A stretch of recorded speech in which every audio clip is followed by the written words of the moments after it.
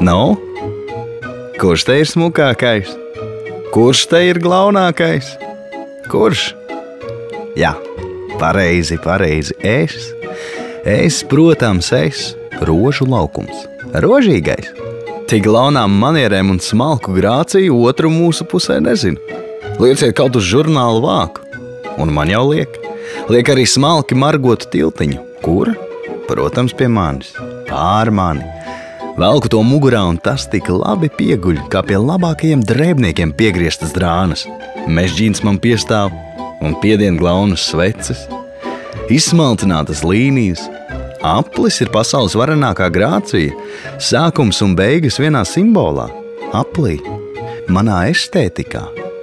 Kā gan citādi. Vietai, kuras būtība veido kas tik izsmalcināts un skaists kā rozes.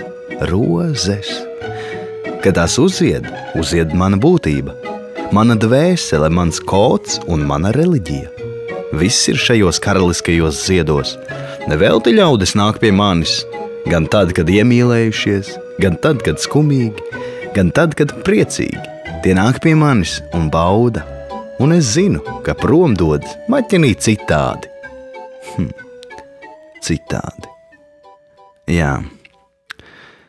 Es pats reiz biju citāds. Dūls es biju. Dūlāks.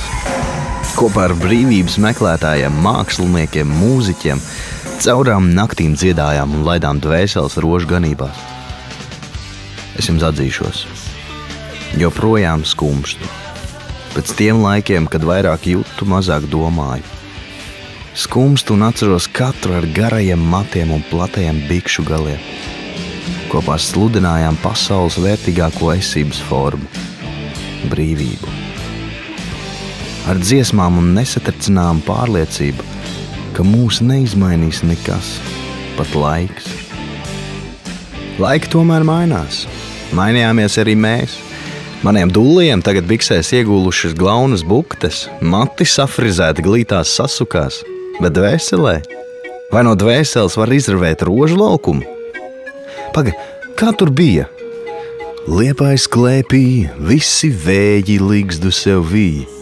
Un dvēselē, jā, dvēselē rožu laukums. Es esmu rožu laukums, es esmu Liepāja.